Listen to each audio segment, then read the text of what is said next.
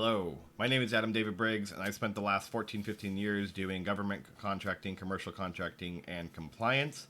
A little bit of export compliance, but basically the past 7 to 8 years I've been doing CMMC compliance a lot as it relates to the NIST 800-171 standards. Started off as a small company, ended up doing documentation and kind of audits and regulatory stuff for them. And then because I have a coding background, moved into IT, ran their IT department, and went from basically cradle to grave, start to finish, on getting them compliant to level 2. They were a sub to a prime and started getting these flowed down to them kind of early. I know we're a little late in the game here, but I thought that I would create a tool for one of the current 30 companies I'm supporting to help them with their CMMC level 1, level 2 assessments. What I'm finding is a lot of people just don't even know where to start, just like I didn't know where to start when I first started looking at this stuff. And I wanted an interactive tool that kind of helped these people navigate that realm. So I'm going to switch over to my screen real quick. And this is what I'm talking about. If you go to adamdavidbriggs.com, register, you can already do the self-assessment kit. Excuse me. The level 1 self-assessment kit. That's going to give you, it's going to go through the 17 practices. It's going to do a gap analysis. There's a remediation planner. There's document templates, a POAM export. And you can export any of the documents to CSV or PDF. You can have multiple people at your company having access to the tool. And it's all done through what I would call an onboarding wizard. I also explain everything in plain English for you, and we'll kind of walk through that as we go through the tool. But here, let's just go through it. This is kind of a product demonstration of it. So we'll open this up. The first page is just general information about your company. I don't store any of this. We're just going to go through it and kind of fill it out as if we would normally. The second page is related to the DFARS clauses in particular. What I find is a lot of small companies or smaller companies or companies in general don't actually know why they're getting compliant to CMMC. And so it's really, really important you ask, hey, do we even need to be compliant to begin with, right? Or are we getting ahead of ourselves, right? The first company I was with, they attempted to get compliant like 7 years too early. Like they were lucky that they got compliant, spent a bunch of money. Then they got this contract, or they got a particular contract that had CUI as a part of it, so it worked out. But otherwise, they would have just spent $500,000 for no apparent reason. What I want to get you guys to do is understand, hey, do we even need this? And if we do, what level of compliance level do we need, right? So that's what this is intending to do. So I'm going to say, do you have a prime or sub-DoD contract? We're going to say yes. And we've been flowed all the DFARS. Now, if you don't know, don't worry about it. Just click no, not sure, right? And the next page will kind of further evaluate that. So this is a definition of FCI, or Federal Contract Information. Per the government, it's a really simplified definition. This is a definition of CUI per the government. It's a really simplified definition, right? You can either expand that or reduce it in your program. I would suggest you, if you're going to do anything, you expand it. But you can do one of those two things as part of your program for capturing additional kind of data elements. So does your work involve federal contract information? I'm going to say no, I don't know. Does your work involve controlled unclassified information? I'm once again going to say, no, I don't know. We're going to click continue, right? And because I've been flowed the DFARS, right, these DFARS, it's assuming, right, this is an if-then logic scenario, that I most likely need level 2. It's likely that I need level 2, which is correct, right? If you've been flowed the DFARS, it's assuming that you have CUI, that type of thing.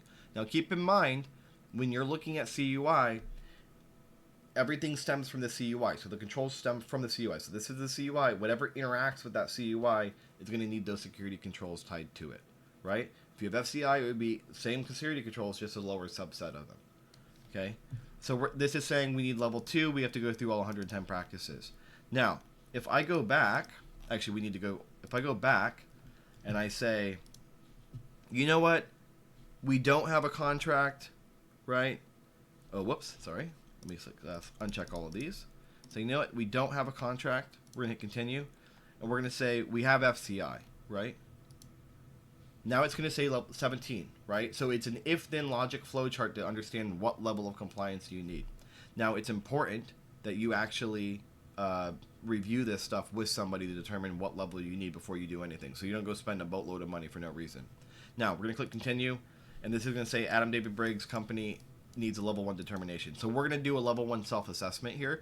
I'm not going to go through all the security controls. We're just going to go through 1 or 2, but we'll show you how the application works. Now, you have level 1 up here. You have level 2. Level 2 is behind a paywall. It also includes a system security plan, SPRS score calculator, what's called a CUI identifier, which you can just don't throw the documents into the tool, just throw the legends or describe the information, right? That's where you want to be. But basically, you have this level 2 up here. We're doing level 1. This is going to be level 1. And these are all the control domain categories on the left. And if I click on each one, it's going to show us different domain categories. So we're going to start with the first one. This is the control number. This is the title. This is the description. And this one says authorized access control, limit system access to authorized users, processes acting on behalf of authorized users, and devices, including other systems. Now you can select yes, partial, or no here. If you select yes, just make sure you have all your ducks in a row. If you select partial or no, it's going to ask you to explain. All right? So I'm just going to say no. And I'm just going to say, well, you know what, before we get into that, we'll go down here to these 3 boxes too. Okay, so for right now, we'll come back up. So if you don't know what this means, right, because I think a lot of times you read the description and you go, what are they talking about? You can click on this in plain English and it's going to tell you very succinctly what it actually means, right? So the idea here, this is the idea behind the control. Only the people authorized to access the systems that access CUI should be able to get into the systems, right? So what does that mean? That means that you need to have a list of who is allowed and who is not allowed. You cannot share passwords, and you can't let former employees keep access after they leave, right? You have a proper onboarding and offboarding procedure, right?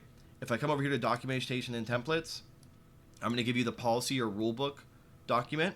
I'm going to give you the procedures, right, for setting up an account or authorization access, right? So maybe you have to go to a CFO to get access, or maybe you have to go to your manager to request access, and they're going to submit a ticket to IT.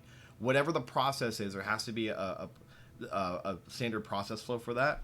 New user account setup work instruction and account termination checklist, right? These are not all of the documents you would need. These are just some of them, but they're going to get you in the right direction for what you would need.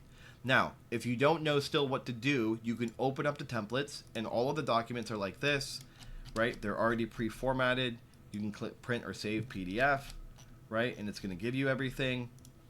And if you come down here to policy statements, it's going to kind of further explain how you would do this, right? Do you have a documented list of authorized users?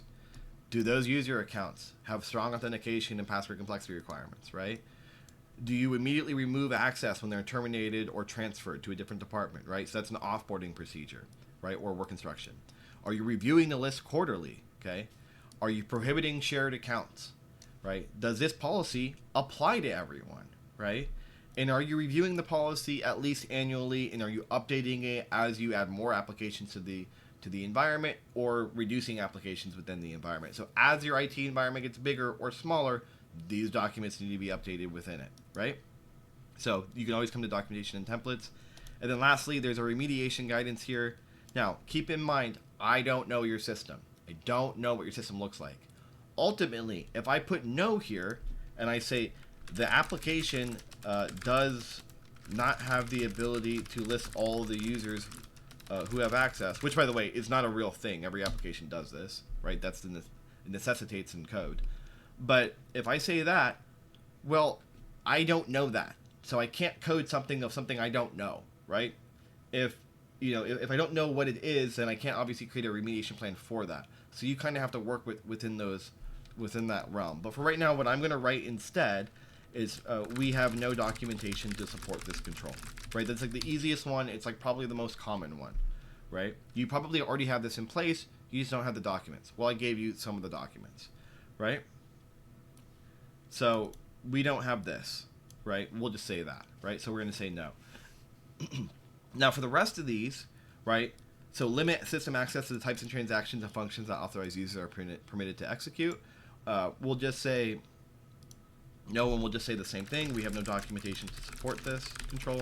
Now, if you don't know what this control is, it is the theory of what's called least privilege, and it also stops conflict of interest and also adds an additional level of security. So the idea here is, if you ever worked at a small company, which I have at one point in time, you may have like an old accountant or an old receptionist who has access to everything for some reason. That can't happen as it relates to CUI. The person can't have access to everything. They're only allowed to have access to the least privilege of what their job function allows for, right? So this is the idea that like a shipping clerk can't access your Salesforce data, right? This is the idea that an accountant isn't accessing certain types of legal documents, that you have controls in place to stop that. It's also entitled that they're not accessing something that's way above their pay grade, right? Or a situation where you ever been at a company before where maybe the receptionist can write their own requisitions and approve them, right? Because I've been at companies like that. And it's also to stop things like that, right? So it's an additional security control in place, right? So we're going to click next. And if you notice here, we now have an orange box, not a gray box. And that orange box is going to tell us, hey, we're not compliant, right? We're going to say yes to the rest of these. And now we have a green box on the left that's showing you we're compliant, right? So we're going to keep going through this. Yes, yes, yes, yes, yes, and yes, right? Yes, yes, yes, yes, and yes. And now, when you're done with the assessment, it's going to say, this is not your, really, it's not your compliance score, by the way. This is or CMMC, excuse me, is a pass-fail, right? This is an assessment of how many controls have you been through. But it's going to say 87.5%, 14 compliant, and 2 gaps, all right? And it's going to say, hey, what are you going to do next? You now have gaps. What should you do? Obviously, logically, we should remediate those gaps. So we have a remediation planner. So like the prior assessment, on the left are your 2 controls that you're not compliant to. And this is going to try and also help walk you through certain types of common remediation factors. Obviously, once again, I don't know the scope of your environment. I don't know your company. I can't possibly come up with the 1,000 different ways in which you may not comply to the control, but I can kind of point you in different directions, right? So what do you need to fix? This, once again, just repeats kind of the layman's terms if you never clicked on it, right? Only people who are supposed to be on your system should be able to get in, right? This means you have a list of who's allowed, who's not allowed, no sharing passwords, no letter from employees having access, right? And the point here is, be honest, right? Even just like, be truthful in these. However you answer these is going to be more helpful for how you get compliant, right? So be honest, don't lie about it. So we're just going to say we do not have any documentation to support this control, right? We're going to say, in this case, it's saying no policy document or written procedure. It doesn't matter in this case, right? And we're just going to say we are actively working on drafting, executing, or we'll just say drafting, approving, and implementing a policy document for this control. In fact, we'll narrow it down. We'll say we don't have documentation for this. We're missing the policy, which would imply we're missing the procedure and work instruction, but whatever, right? You have down here what's called this practice-specific details. Okay, you can click on this, and it's basically going to say, one second, yeah, we'll do this for real quick. But practice-specific questions, this is going to help identify even further, kind of help you walk through what the specific gap is, right? So you're going to say, hey, what's the system that controls accounts and who has access to it, that type of thing, right? Here are some examples, right? Maybe you have a mixed environment, maybe you have a different cloud environment, Google Workspace, Okta, Azure, all that stuff. So we'll just say on-prem Active Directory. Do you maintain a list of all? Do you maintain a current list of authorized users? We're going to say yes, right? How quickly is access removed or leave someone's transfers? I would say same day. We have an automated ticketing process, right? Because we're saying we don't have a policy document, but we do all this, right? Are shared or generic accounts used in your environment? We're going to say no, right? So these are all different ways of looking at it to basically answer the question, to kind of walk you guys through what this control actually is, right? And we're going to say we somehow have all of these, but we don't have the policy document, right? So we have everything, but we have all of the company, ADB LLC, here we'll do this formally, have all of the documentation but the policy. Once again, don't know how that works, but it is what it is. Who is responsible? In most circumstances, it's going to be your digital team, is the new parlance for IT. But it's going to be digital or information technology. But in theory, it would vary depending upon the particular particular department, right? You could have a facilities person, an FSO, or someone in facilities for a physical site security policy. We'll say we're going to do this at the end of the month, right? We're going to say this is in progress, and we're going to say it's a medium. It's not an actual true gap in the sense of it is not a something we have to go out and actually change, like the application itself or beef up the application itself. It's just a document that we need to create and kind of implement within our system, right? So we're going to click Save and Continue. And on this one, you know what? We're going to do the same thing. We do not have a written procedure. We'll do that this time.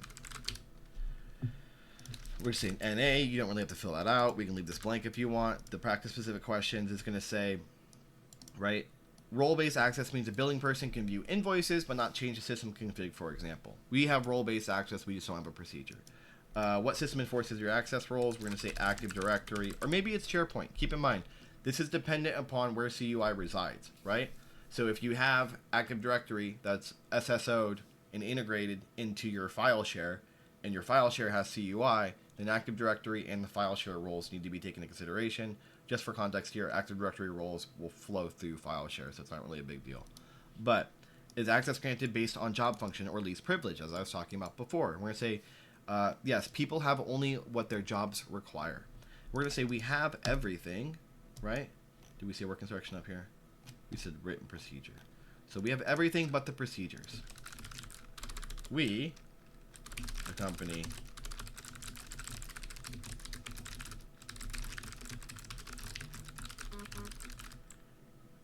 right? And keep in mind, you may have written procedures. You may have just work instructions.